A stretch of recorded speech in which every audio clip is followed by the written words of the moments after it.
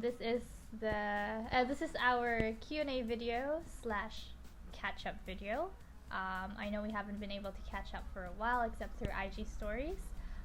So we plan to use this video as week 6, week 7, and week 8 catch up, kind of. This is basically catching up on everything that we have not. Okay. Hello? So this is a Q&A. So we have certain questions that do tie into our catch-ups. The first one is talking about the biggest challenges of getting to Singapore itself. So this ties into week 7 and a little bit of week 8. So we flew to Singapore on the 22nd of February. That was last week. Last week on a Tuesday. So a little bit of backstory to week 7. I tested positive for COVID on week 7 on a Monday night. So I had symptoms, but I had symptoms the week before. The week before I had symptoms, so I stayed home. I didn't go to work. I didn't do anything. Basically, I didn't see anybody. Still tested negative up until the day before I was supposed to go back to work. Tested myself again, and I tested positive. When I tested positive, it was a week before our flight. So obviously, we did not think that we would be able to make the flight, let alone make the meet. So at that time, it was a little hard for us because then we had to make sure the box was taken care of, make sure relevant people were informed that I was positive. So there were a lot of things that had to be done. But Nash here did not. I think you were the first person who did not give up on thinking that, we don't have a shot in going. The guidelines at that time said that, you're supposed to test negative on the 5th day, and then if you're negative, you're supposed to test again on the 6th day, and then you're supposed to already be discharged. That was the only thing that we were hanging on to hopefully make the flight a week after I tested positive. But before that, we also had troubles with our approvals to leave the country. So as you all know, to be able to leave the country for essential travel, you have to have a travel permit. Yeah. You need to have. You need to apply. I don't know if it's a permit. It's just like a travel application. Yeah, it's just an application to leave the country. An approval, basically. Yeah. So we did that a month before our intended flight. We did not hear back. It was pending for a very long time. And then on a Friday, which is 5 days before our flight, we got a rejected email. So our permit was basically rejected. There were a lot of back and forth between, relevant people. At that point, after I got the rejection email, I did not think that we would be able to go. Odds were stacked up against us. There were more things that were showing that, we were not going to make this flight, we're not going to make this meet. And at that point, I was just thinking, is it even worth it anymore? I might as well stay in isolation and just not go. Yeah. I think there was a lot of back and forth and a lot of misunderstanding. So basically, the reason why our application was rejected is because it was not accompanied with a supporting letter. So we had to call certain people to help us make the support letter. And then, with that alone, we were able to get our approval. But the approval only came in 6 p.m. the day before our flight. So our flight was 9 a.m. on a Tuesday, and we got our approval 6 p.m. on Monday. Basically, it was basically clutch. It was really clutch. Very clutch. It was also very clutch because I tested positive. It wouldn't have been as stressful, I think, if I wasn't positive a week before. So my code only turned green the day before the flight. So I was green Monday morning. Yeah. Nash was green Sunday. He was green on Sunday because he's a close contact, so they only have 5 days. I turned green the next day because I've been testing negative for days before Monday. I was already negative on like a Friday, or was it a Thursday? So I was pretty confident that I was already testing negative. The only thing that had to be done was get my code changed to green before my flight. Another thing that was also very hard was getting that code changed because, as you all know, if you live in Brunei, the code doesn't change the moment you're negative. So a lot of things going on. And having my code changed the day before the flight meant that I wasn't sure if I had time or Nash had time to take a PCR. So there were a lot of back and forth between, do we need PCR or is a supervised ART okay to fly to Singapore? A lot of different people were telling us different things, so we weren't sure. Nash took a PCR regardless. I took a supervised ART, got our results. It was negative, but just like before the flight, we weren't sure if they were going to allow us to board the flight with just an ART result. Yeah. Because I technically couldn't take a PCR because I'm recovered. We read what Singapore needed when we enter Singapore, so it clearly states that we can do either a PCR or an ART. So the day her code turned green, that's when we went out and then take our supervised ART, because that's what it states in the requirement. So we weren't really worried about PCR. However, I had to take PCR simply because I am not a recovered patient. So there's a lot of talks saying that I had to take a PCR just to board the flight. So I took the PCR anyway, but my PCR result only came in the day on our flight. So I was told that I should come by early and then pick it up before my flight. But when I arrived there, no one was at the counter, or the door wasn't even open. Apparently the PCR swab counter can only be is only open on at 9 a.m. So our flight is like 9:15. So we just went. Yeah, we left it there. We just hope that our ART will be enough. So basically, went to the airport.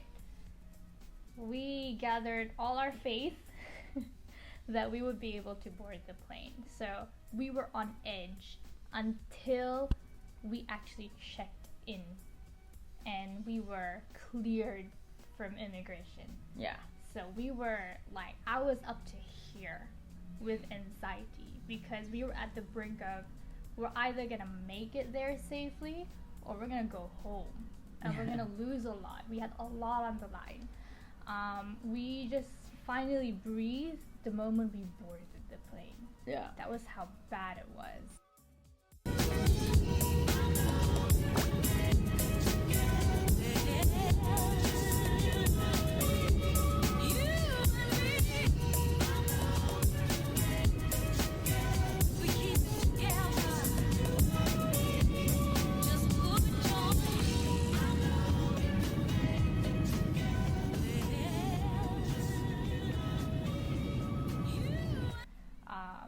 So yeah, all that, and the fight hasn't even started yet.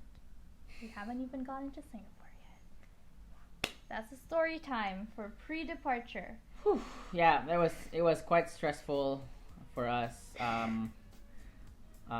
Training at week 7 was definitely on halt. I mean, it wasn't on halt for me, but it doesn't feel like I was training even at week 7, even though I had some time to train. Because mentally we were just distraught. We were not there. Yeah, we were just not there. The anxiety just ruins every prep that we've had leading to that week. Yeah. I had a barbell in my room. I had a barbell, a yoga mat, and a plate to do my accessories. I did empty barbell stuff for the week, and like my body was there, my soul wasn't there. Yeah. So I was training basically not knowing if I was gonna lift the next week. Yeah. that whole week, it was just about. Well, for me, that whole week, I know we will still be going simply because we had enough time for her to recover. And then I know we're gonna board the flight anyway, but he was a bit more positive. Yeah. He was feeling positive but testing negative. Yeah. I was feeling very negative but testing positive. It felt like I took one for the team. Yeah. You know? Because everyone around me tested negative. Everybody who was around me when I was sick, before that, and after that tested negative. I was the only one who tested positive. Don't even ask me where I got it from. We don't know. Yeah. We don't know. We have no time for that. Whatever. So that's story time for pre-departure. And then we arrived in Singapore. Thankfully, all the stars aligned. Everybody who helped us get on that plane. And this needs to be said that an entire village was behind us getting our approval at the last minute, changing our codes right when we needed it to be. Even then it was clutch. An entire village made that happen. If it was just up to us, nothing would have moved at all. We couldn't do anything. So a lot of people made this happen, and if you're watching this, you know who you are. You know who you are, and you know you made this entire thing possible. You put us on that plane, and you put us on that platform. So we are crazy thankful for all of you. Eternally grateful. Yes. For you guys. Yes. Okay. That's story time. For that done, we've got another question. How do you guys deal with the mental prep during the meet after everything that happened before that? So, obviously it wasn't easy. So we arrived in Singapore and things are finally, calming down. We're there. We started training again. So we arrived on a Tuesday. We trained on a Tuesday night. We went to the National Training Center. Yeah, the National Training Center for weightlifting. For Singapore's Weightlifting Federation. Yeah, so we went there. Yeah. That is our first training session of the week, and my first training session in almost 2 weeks. Yikes. That's great. We have two very different prep, I feel. Like, Nash was in a whole different mental journey coming into it. I was in a whole different mental journey because although we were in this together, the fact that we were isolated physically from each other the week coming into it, we both had very different mental paths. So for me coming into the meet, I didn't know if I was even going to make any of my lifts, because at that point I didn't touch anything heavier than an empty barbell. That means I didn't snatch or clean and jerk or put anything overhead, anything past 15 kilos.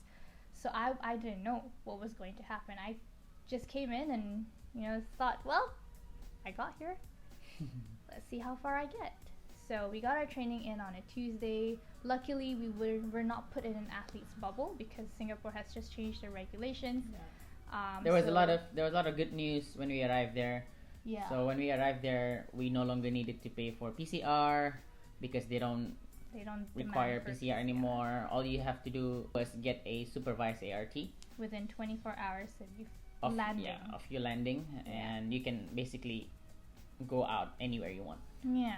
So lots of good news, which also is good news for us mentally, because if we were going to be spending our time in isolation again, that wouldn't do us any good. No. I feel. Yeah. We were so very lucky, I think. The new regulations came into place the day we landed in Singapore. So we're so very lucky. I didn't have to take a PCR anymore coming into it, and also because I'm a recovered patient, they exempted me from an ART. So I didn't have to take an ART because I've already recovered. So we arrived there, checked into our hotel. First things first is get Nash's ART done, so we got that out of the way. We got down to training. The feeling of coming back to training, touching a bar again, not having to worry about paperwork, approvals, me getting COVID, our test results, it was like a huge burden lifted off my chest. That's how it felt. Being able to just be there, present physically and mentally, it felt really good. Yeah. We touched openers again. That was the only time we touched openers in a very long time. So I hit a little bit heavier than my openers for a double. I was set. I was mentally set. Needless to say, I was angry coming into the training session, and I think that was the day and the moment where I finally, locked in and said, it took an entire village to get me here and onto that platform. I'm not going to miss my chance. I am not going to get everybody watching me on the day just to bomb out, because I seriously thought I was going to bomb out. I'm very notorious for bombing out, or getting close to bombing out. So, I think Tuesday night was a day I locked in and said, forget everything that happened before this. You're here, and that's all that matters. And you had a lot on the line, so I guess we'll just have some fun. So that was it for me. And then the rest of the day just kind of flew a little bit more smoothly. We got a bit more time to breathe and a bit more time to enjoy each other's company, enjoy Singapore, and enjoy meeting new people.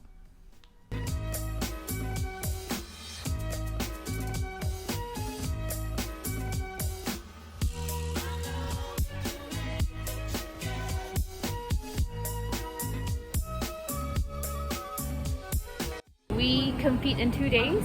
So today is a Wednesday, we compete on a Friday. So we just got our last training session done. At Maverick? Yes, at Maverick. Cool space. And we're gonna go grab lunch, and we have the entire day free. I mean, for me, after all those hassle before the flight, basically the week before, I was running on like very low sleep, very anxious, waking up at night. So I was still training, but I wasn't mentally there. But it also helps that I have like a few good training sessions that week, so I was still kind of positive. So I wasn't really off training for a while, but I was off of it mentally. So when we arrived, we had a lot of good news. We were allowed to go out, so that's when and then we went to training. During that training, we were accompanied by the Malaysian team and the Singaporean team. So training there was a little bit more motivating. The day when we arrived, I didn't even sleep at all. I don't think I slept at all. You didn't sleep. Simply because I was anxious about everything. Like we might miss our flight, or we might not be able to board, and we probably miss this meet. Nash did all the... Like, it's very important to note that the entire Monday, I was moving like a zombie. Like, I didn't know. I got out of isolation, so we had to move Nash's things back to our room, start packing, get the paperwork done, run around just to get everything done for the flight we did not know if we were going to get on. The night before the flight, I was already running on like 1%. I went to bed.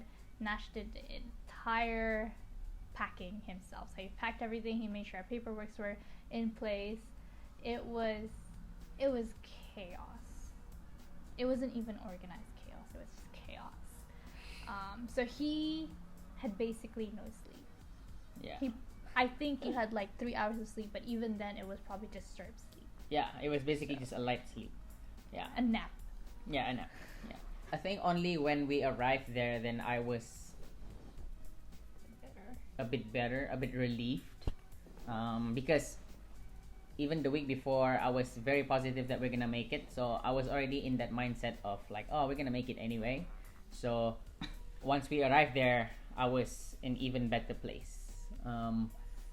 It also helps that we were able to walk around Singapore, so that really helped me mentally in resetting and then getting into the zone of competing.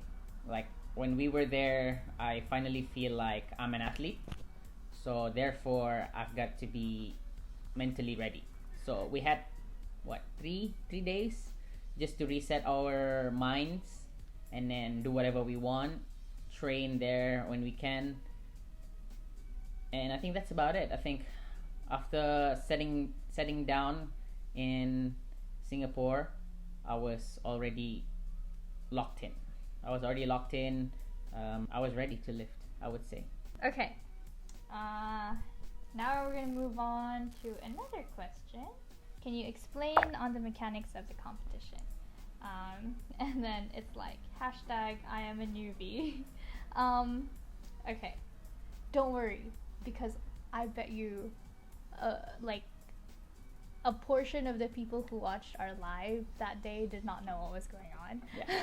All they Zero. knew, it was like a good lift, you know. Yeah. And we don't like, we understand.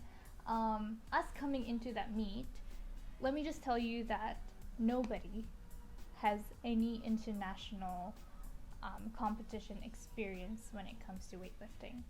The only experience we've had was the meets that were run in Brunei here, and the meet that we run last year, which was FitFest.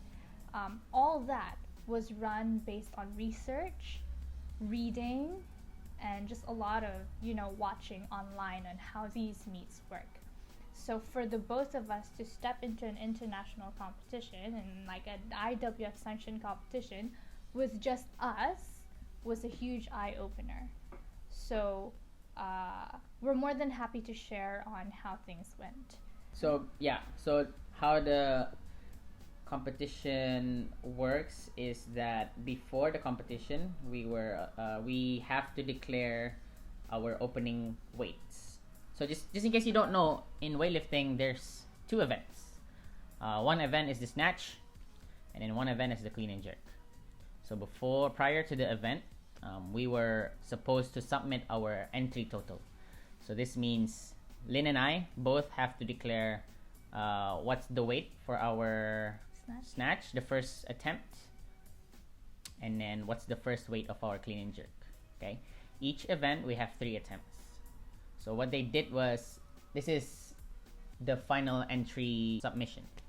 Final entry submission. So what they do with that submission is that they will arrange athletes based on the weights. So whoever has the lightest weight will go first, and then obviously it goes to the heavier athlete.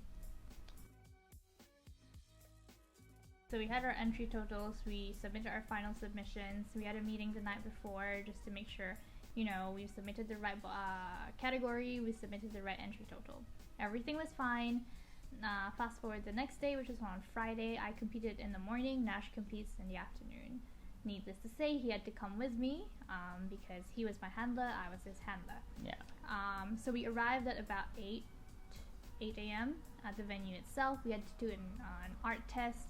I had to do it as well. I was pretty nervous. I didn't know if I was going to test positive still. Yeah. Thankfully, I tested negative. We went in. I weighed in. I weighed in at 54.5. Pretty lucky there. Right under body weight. Went in, and then there was the platform, the entire warm-up area, fresh Eleiko sets, fresh Eleiko platforms. So I started warming up, and Nash was there as well. So he was my handler, but in the middle of my clean and jerk warm-ups, he had to leave because he had a 2-hour weigh-in before his time to lift, which was 1 p.m. So he had to weigh in at 11, which is in the middle of my warm-ups. Yeah. So for those of you who are asking why I didn't have any clean and jerk videos, is because Nash was busy trying to shed his weight, make weight, and eat. So he was eating in the middle of my clean and jerk warm-ups. So that is why it is very important for an athlete to have at least 2 handlers or a coach or a manager with them, because it being our first international meet, we weren't sure how these things go, and I was basically on my own loading the weights, did not know when I was going to go, and which is also probably why I missed my first clean and jerk.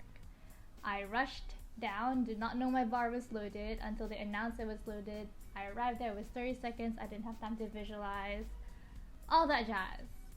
Really weird fail, I don't know what happened. Um, so that also, the same process happens with when Nash went to live. So, but it was a little bit better because I was then competing.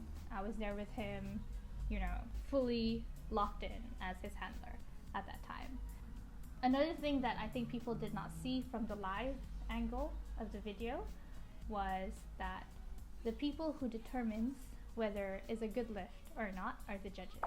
So there are 3 people in front of you, which are your judges, and the moment they give you a signal of putting the bar down, they will give you lights. So what you want to see is 3 white lights. That's basically a good lift. If you get 2 white lights, that's still a good lift. If you get more than 1 red light, that's a no lift. There is a panel of jury as well if you were to ever challenge this decision.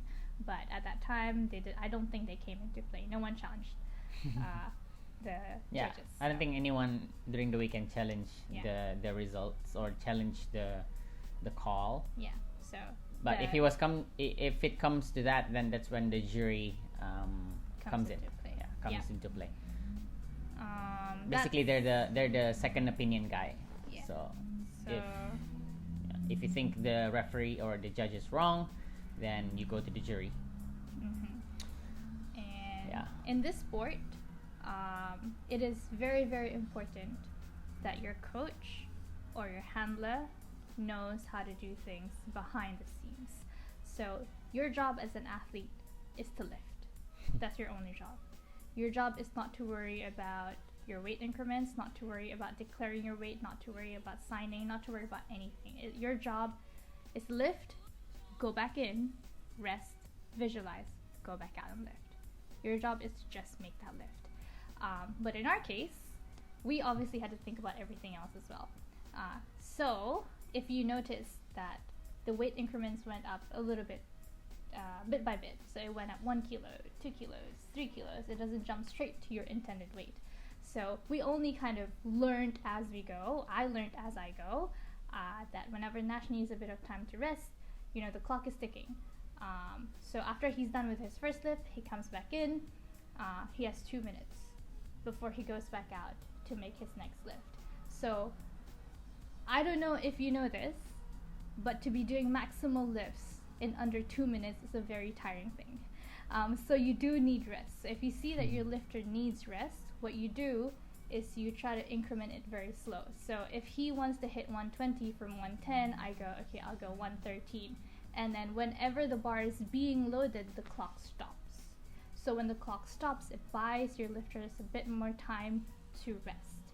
And then the bar is loaded, the clock starts running again, and you go, okay, I'll declare another weight again. It goes back up, the clock stops because they're loading the bar. So then it buys you a bit more time. So I hope that makes sense.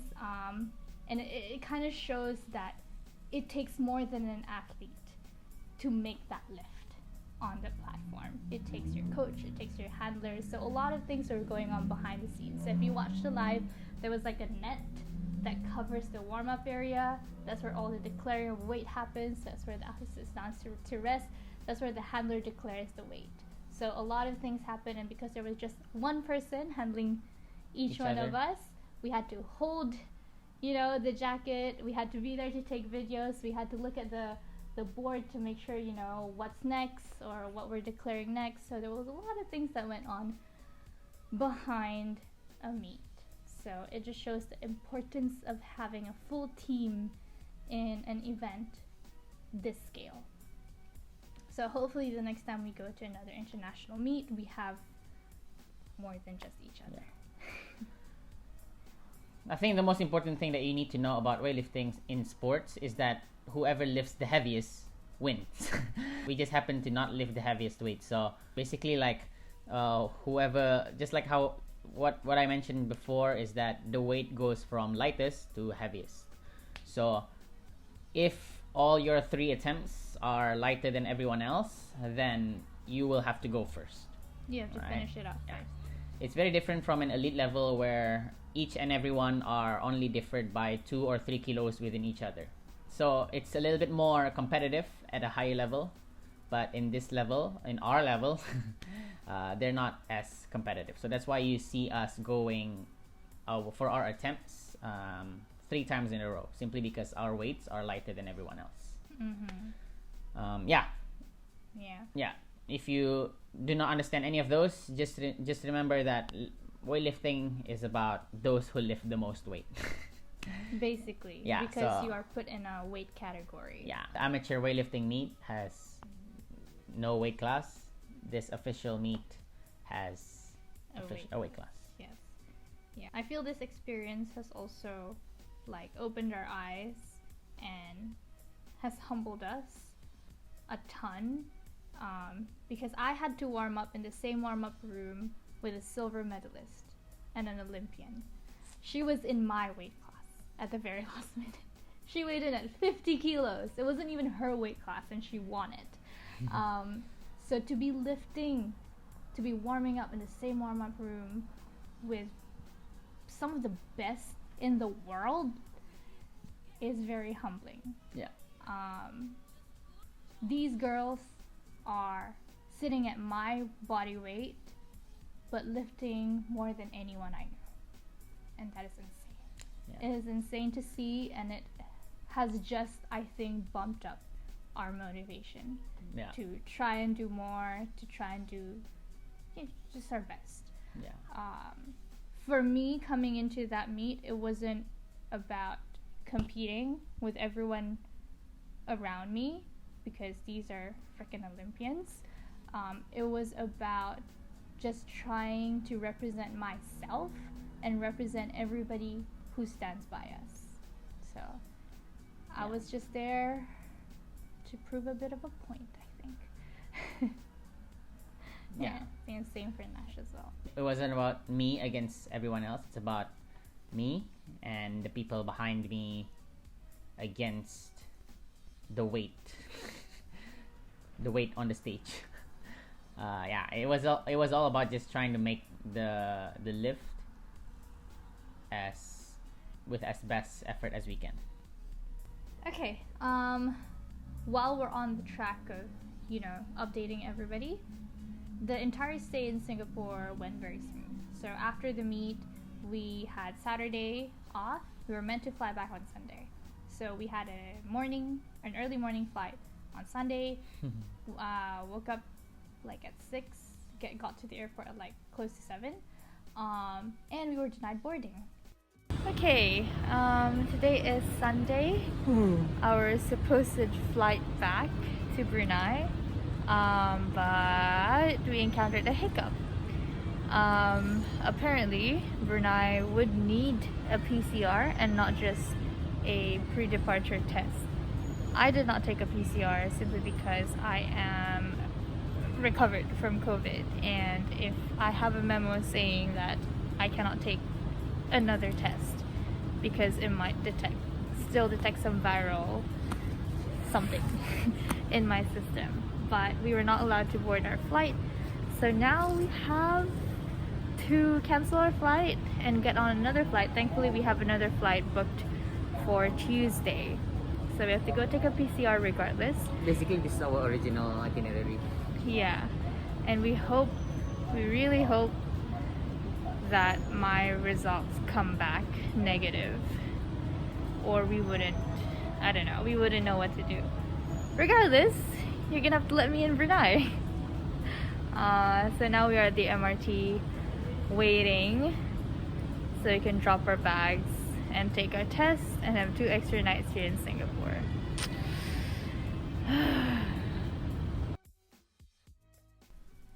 We missed our flight.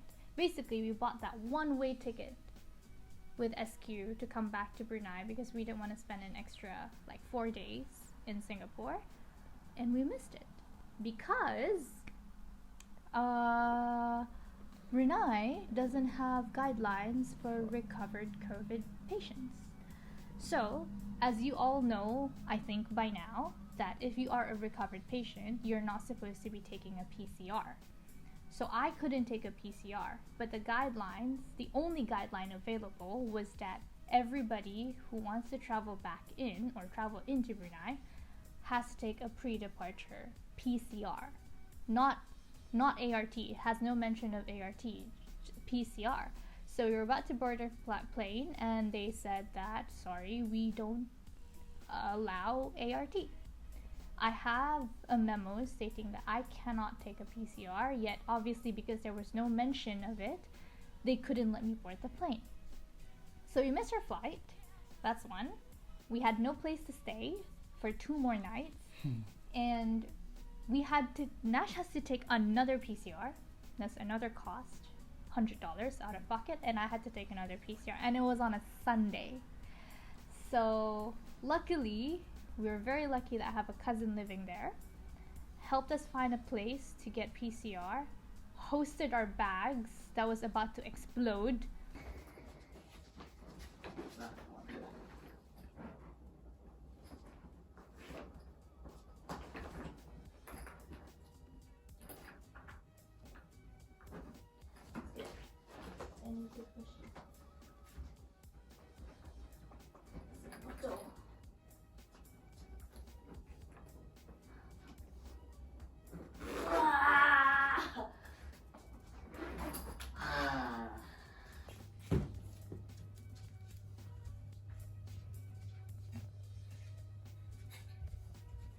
And we had to basically get all these done.